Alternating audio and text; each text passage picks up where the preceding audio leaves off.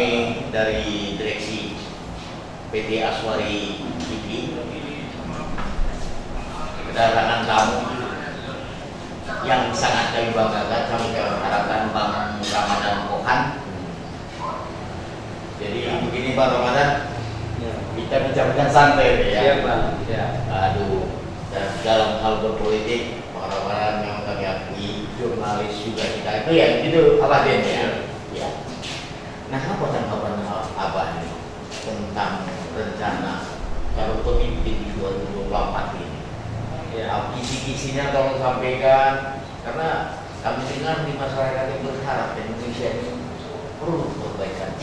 Figur yang ideal seperti apa? Iya, figurnya ke depannya seperti apa? Baik. Oke, silakan. Iya, makasih Bang Edi. Bahwa sekarang itu udah mulai panas ini ya, suhu politik kita gitu ya.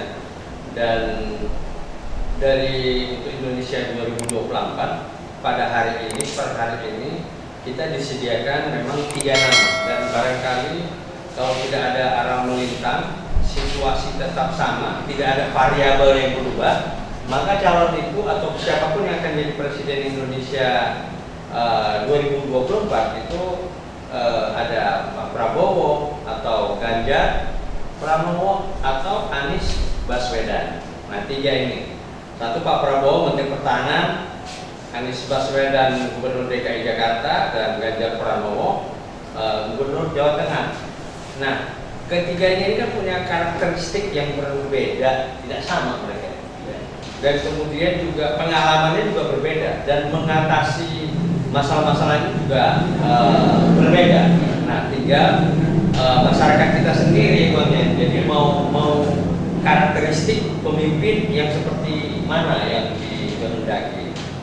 Nah, kalau misalnya dari sisi saya ya, saya sebagai kawannya Anies Baswedan, kami sama beberapa tahun kami berkawan. Wow. Dan Ya, kan ya.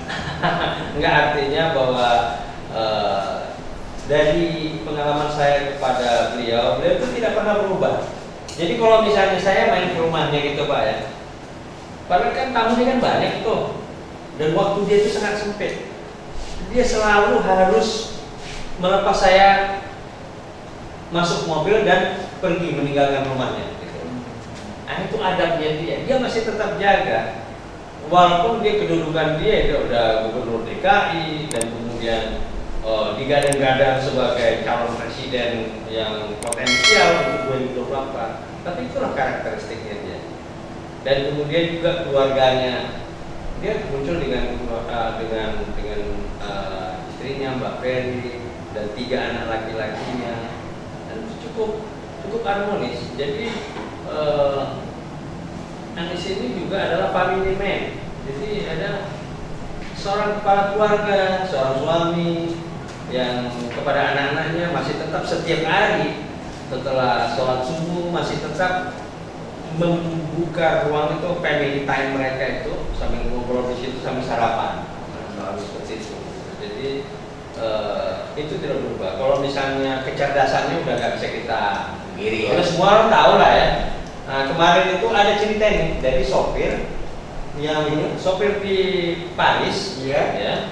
Sopir di Paris itu seminggu lalu kan Anies kan di Eropa ya. Nah, sopirnya itu bercerita, biasanya pejabat Indonesia kalau misalnya ke Paris, ya ke Prancis, itu selalu maksimal itu 2 kunjungan aja, 2 titik aja satu hari. Pada Anies Baswedan ada 7 titik, saya harus pikir kata. Ini pasti orang-orang yang benar. Ini adalah orang yang apolitik ini Bang. Apolitik yang ngomong apa adanya aja. Dia perbandingkan lah di situ Bang itu loh. Kok ini lain gitu. Kalau kita kaitkan lagi, Anies ini kan bulan Oktober sudah bukan lagi gubernur. Tapi dia tetap bekerja. Oktober tahun ini ya.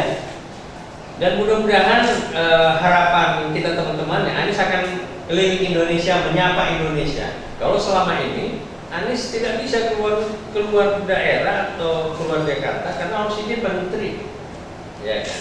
Dan walaupun kita tahu syaratnya ketat-ketat tuh ada di Anies gitu, dibully. Ini benar-benar apa ya? bukan saya mau bilang tahan banting, orang yang sangat sabar.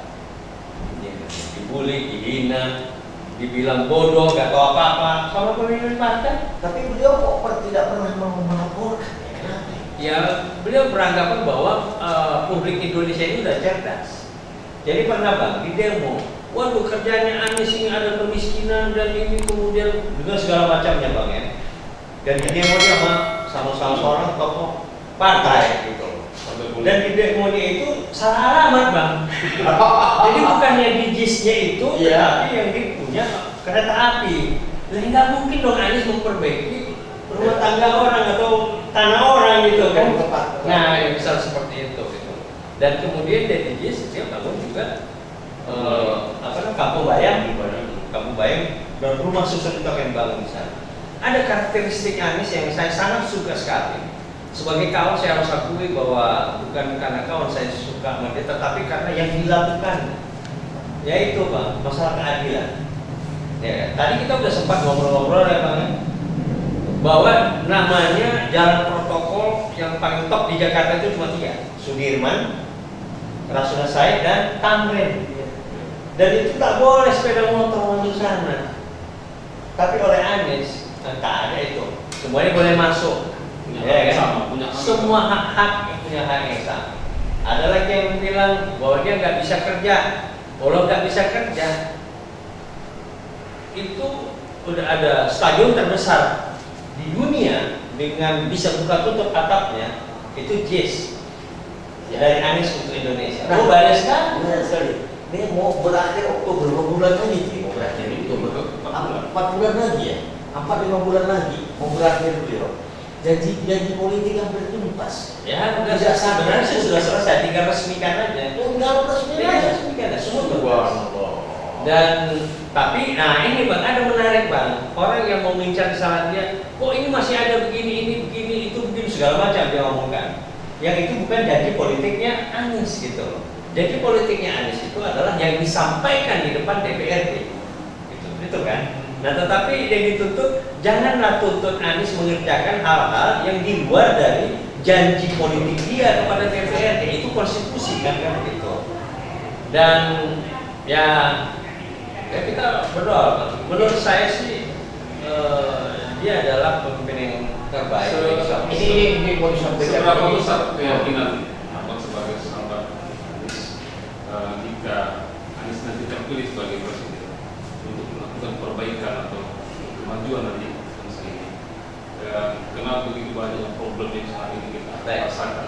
Bagaimana masalah persoalan kemanusiaan, masalah lingkungan? Ini kan walaupun kita sadar bahwa yang sudah dilakukan Anies di kota Jakarta itu luar biasa. Saya pikir satu-satunya gubernur Jakarta yang sudah melakukan pembangunan yang luar biasa, di stadi, Formula E, segala macam, taman-taman yang berbeda, itu luar biasa, pembangunan luar biasa. Nah, berapa besar keyakinan aku sampai jika Anies nanti terpilih menjadi presiden akan melakukan perubahan dalam bangsa Indonesia? Ini saya sudah tahu Pak Presiden ini, beliau adalah seorang politikus, jurnalis, lawyer.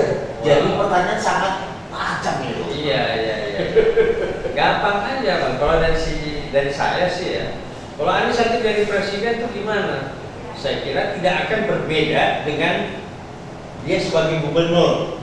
Satu konteksnya DKI Jakarta, satu konteksnya lagi itu ada seluruh Indonesia, NKRI kan begitu. Dan karakteristiknya pasti akan sama. Kalau di DKI dia dekat dengan rakyat dalam pengertian memperjuangkan keadilan dan mengutamakan hak rakyat. DKI dia akan lakukan juga untuk konteks Indonesia, ya kan? Dan kemudian juga dia bisa melakukan revolusi transportasi yang terintegrasi di Jakarta. Di Indonesia dia akan lakukan juga hal yang sama. Kalau dia misalnya dengan kota-kota itu dengan trotoar yang dibikin bagus, dia hal yang sama juga akan lakukannya di seluruh Indonesia. Jadi dia udah memberikan contoh-contoh terbaik. Bahwa kan sekarang ini gini Pak ya, ada kekhawatiran kita nanti ini memanjakan pemodal, dekat dengan oligarki dan sebagainya. Gampang sekali Bang. lihat aja ketika dia sebagai gubernur, adakah satu kali pun dia itu menganak emaskan kebijakan itu sebagai gubernur, menganak emaskan oligarki ataupun naga-naga, lele atau apa begitu ya? Tidak ada gitu loh. Nah jadi bagaimana nanti ke depan dia akan melakukan hal yang sama. Tapi kalau ada pemimpin gubernur atau siapapun gitu yang ketika di dalam jabatannya dia tidak berpihak kepada rakyat, dia berpihak kepada pemilik modal dan oligarki, jangan pernah bermimpi bahwa ketika menjadi presiden dia akan dekat dengan rakyat. Dia akan melakukan apa yang selama ini tidak dia lakukan gitu loh. Jadi istilahnya apa ya? Udah terkunci gitu, udah tak bisa kemana-mana. Ya kan? Ya. Dan dia tidak bisa Ini saya pernah. ada satu lagi bang, apa ya? Iya kan? Semangat saya bang, karena ini ada satu saya lihat itu ya, saya udah 20 tahun di politik ini. Fenomena tentang relawan, banyak sekali orang mengeluarkan tenaga, pikiran dan uang gitu ya untuk Anies Baswedan, mensosialisasikan Anies Baswedan. Padahal tidak ada komunikasi, tidak pernah berbicara begitu. Panggilan, nah ini luar biasa Pak. Ingin ada perbaikan. Betul. Saya kira dia sudah punya itu sekarang ini mungkin ada 500 juta relawan dia itu ada.